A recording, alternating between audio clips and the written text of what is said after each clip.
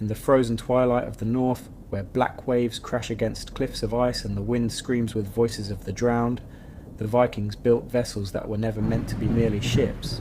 They were altars, they were prisons, they were living creatures forged from death itself.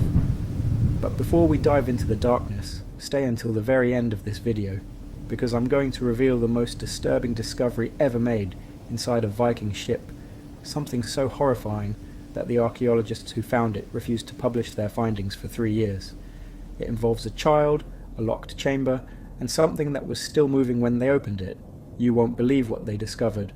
Tonight, you will learn what archaeologists discovered buried beneath Scandinavian soil, what they found in the iron, what they found in the wood, and what they found still breathing in the darkness of ancient graves. This is not a story of exploration, this is not a tale of adventure, this is the truth that was hidden for over 1,000 years, the truth that explains why Viking ships were found with their hulls deliberately shattered, why some were buried with bodies positioned in positions of agony, why the sagas speak of ships that screamed, because the Vikings didn't just build ships, they created them, and creation required sacrifice.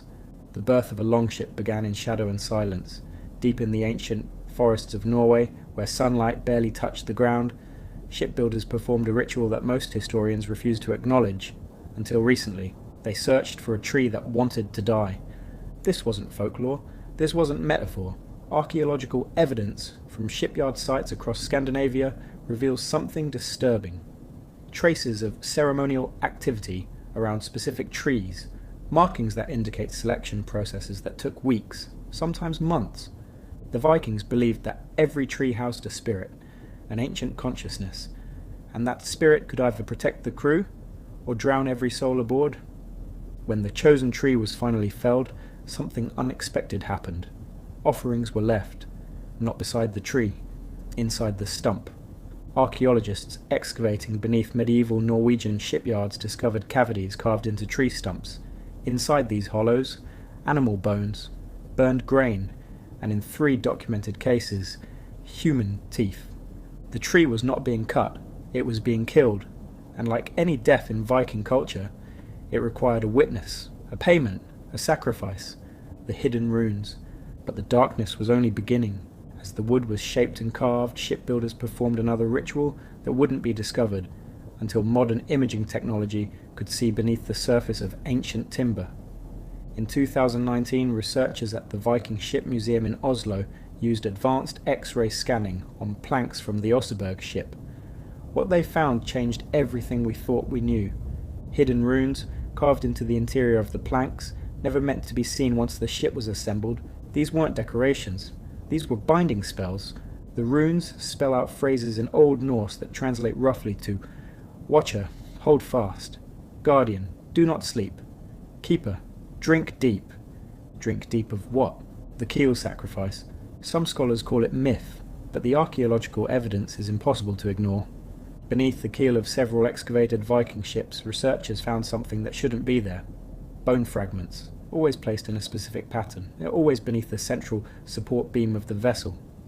In the Gokstad ship, Burial, excavators discovered the skeleton of a young horse positioned directly beneath where the keel would have rested during construction. The horse's legs had been broken before death. Its skull showed marks of rituals, but it was the position of the skeleton that disturbed researchers most. The horse was positioned as if it were running. The sagas speak of this practice in veiled language. They describe the one who runs beneath, and the breath that fills the keel. For centuries, scholars dismissed these as poetic metaphors. They weren't. The Vikings believed that a ship needed a heart, a pulse, something alive trapped within its structure to give it movement, to give it breath, to give it the ability to cross between worlds. And in at least 6 documented cases across Norway and Denmark, the bones beneath the keel weren't animal, they were human children, the metal of the dead. When the hull was complete and the ribs secured, the metal smiths arrived. Their work would bind the ship together with thousands of iron rivets, but recent metallurgical analysis has revealed something that most museums still refuse to display publicly. The iron wasn't pure. In 2017, a team from the University of Copenhagen analysed rivets from 7 different Viking ships spanning 3 centuries.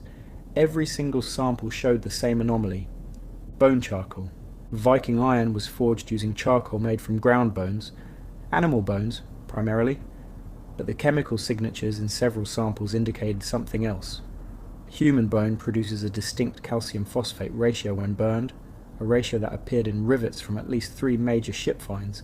This means that the Vikings were literally binding their ships together with the remains of the dead: horses, cattle, dogs, and humans. The ships weren't just built from wood, they were forged from flesh. The dead became part of the structure, their essence absorbed into the metal, their spirits bound into every joint, every seam, every connection point. To the Vikings, this wasn't horrifying. It was necessary. They believed that death made things stronger. When the carved dragon head was finally mounted to the prow, the ship's transformation was complete. But these weren't decorations meant to intimidate enemies. Recent analysis of dragon head carvings has revealed something far more disturbing about their true purpose. The eyes were hollow. Archaeologists examining the famous Oseberg dragon head under UV light discovered that the eye sockets had been carved completely through the wood. Why? Because something was meant to look through them. The Vikings believed the dragon head housed a spirit, not a symbolic one, an actual entity bound to the wood through blood ritual and spoken oath. This spirit's job was to watch for threats, spiritual threats, creatures that lived in the water, beings that inhabited storms. But the spirit needed to be fed. Written accounts from Christian missionaries describe Viking captains performing a monthly ritual where animal blood, sometimes human, was poured into the dragon's mouth. The blood would drain down through channels carved into the prow and seep into the ship's structure, feeding the Guardian, keeping it strong, keeping it loyal. Because the Vikings believed something that kept priests awake at night: the dragon could turn, if neglected, if insulted, if starved. The Guardian spirit would become hostile. It would steer the ship into rocks. It would cause storms. It would drown its own crew. There are 14 documented sagas that describe ships going mad, refusing to respond to oars or sail, turning against their captains. In every case, the solution was the same: blood sacrifice, usually a slave, sometimes a crew member chosen by lot.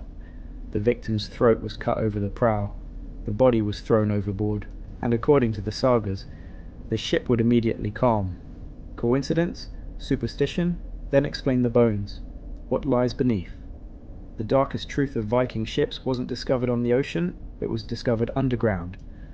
At Oseberg, archaeologists in 1904 unearthed something that still defies complete explanation: a ship, massive, ornate, buried under tons of earth and clay, and inside, 2 women, 15 horses, 6 dogs, 4 cattle, all killed on the same day.